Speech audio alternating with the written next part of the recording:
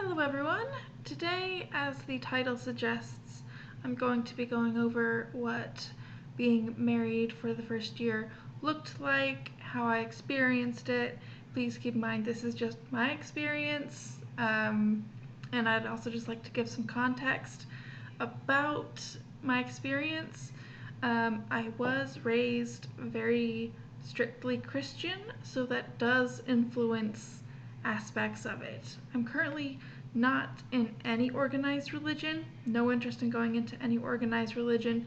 Anyways, that might be a separate video.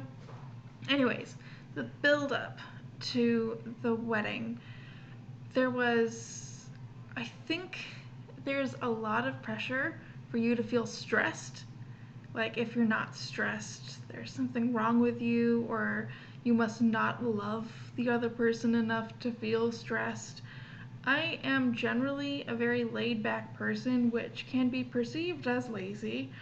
I'm just very relaxed. You can ask my parents, even as a toddler, I was just super chill. So, obviously, as I got older, stress did become a part of things, and I definitely went through phases where I was really, really stressed.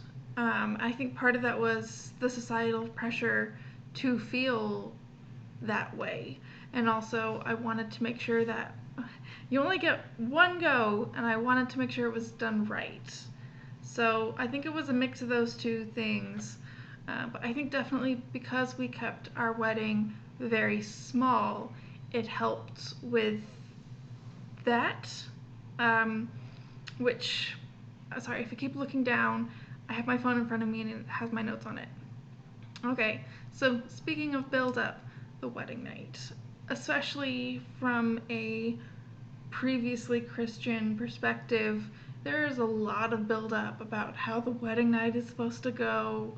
It's supposed to be like this huge celebration of things.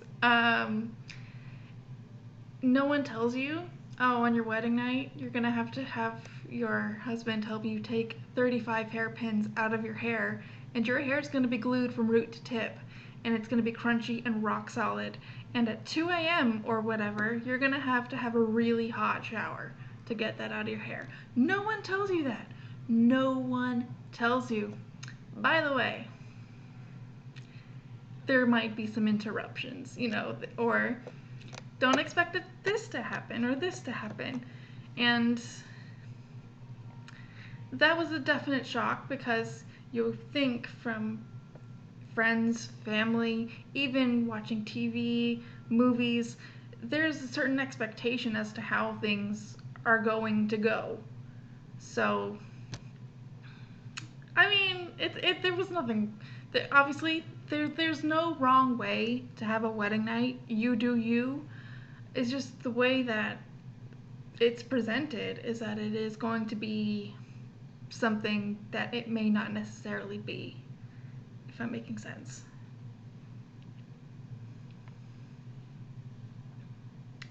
Okay, so this next bit is immediately after the wedding night, the day after you get married. No, again, no one told me this. You will feel exhausted. At least I felt exhausted because you've essentially done a marathon and then stopped. And we went back to our apartment and we're like, great, I'm high off love right now. It's great.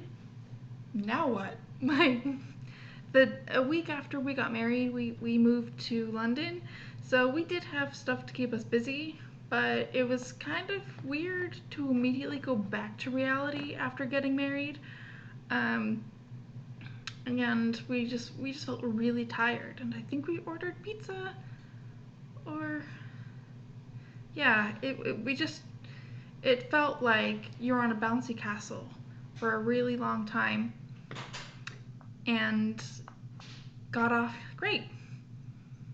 So what do we do now?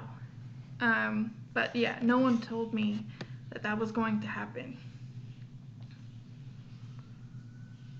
Okay, so as I previously mentioned, I was raised very strictly Christian. So in my Christian circle, there was this expectation that when you get married, especially as the wife, you have to dress like a wife.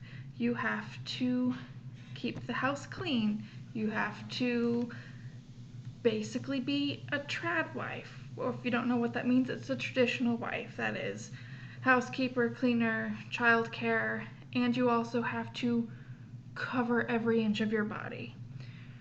Now, I haven't been religious for an extremely long time, like at least 10 years.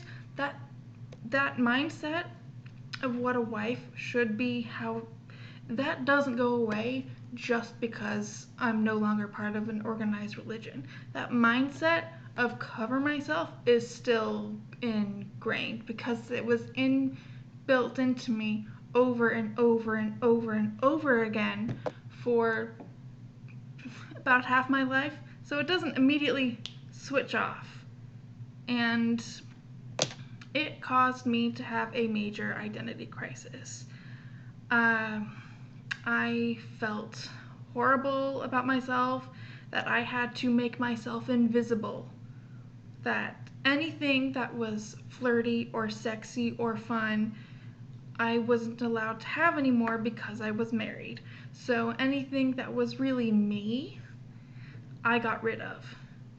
And I was like, well, why do I feel so bad? Why do I feel really low? And I realized it was because partly that I was trying to be the traditional wife and make myself invisible. And it took me a really long time to realize that. It took me at least 6 months in to realize, wait, I'm trying to take myself and force it into this mold. And it's not fitting because that's not me. It probably never was me.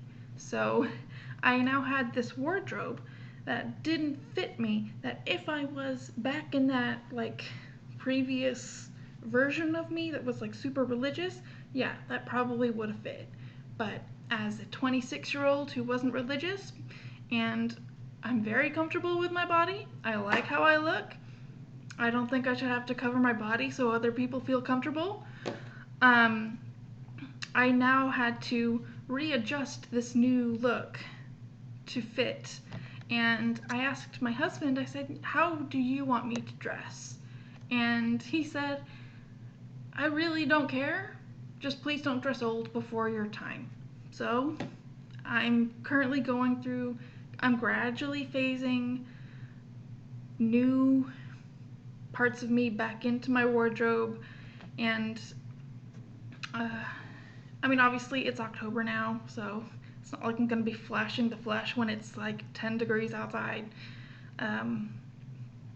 But I didn't realize that clothing would make such a huge impact on me. And it really caused me to think, oh, I'm disgusting, or simply because I have wobbly bits, no one should see that.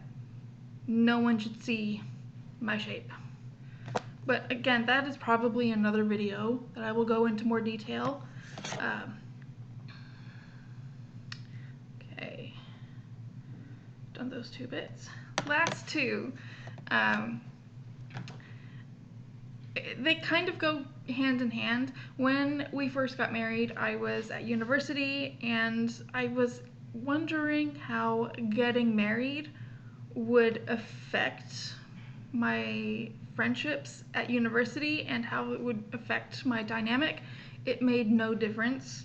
However, there were definite times where I felt I had more in common with my married lecturers than I did with my unmarried university friends.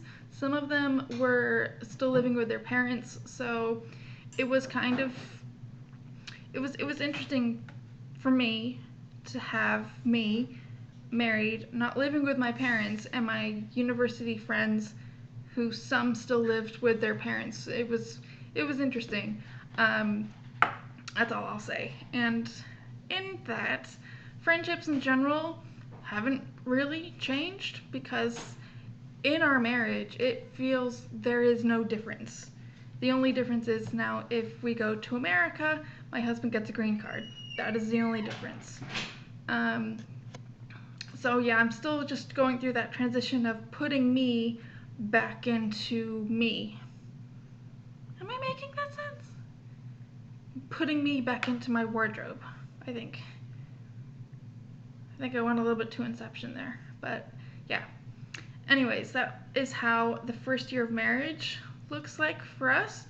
When I have time, I do generally have more free time than my husband. I do clean more, I do cook more, not because that is the trad wife thing, it's just I just have more time, more free time to do it. But if you have any questions, comments, concerns, put it in the box. But thank you for watching.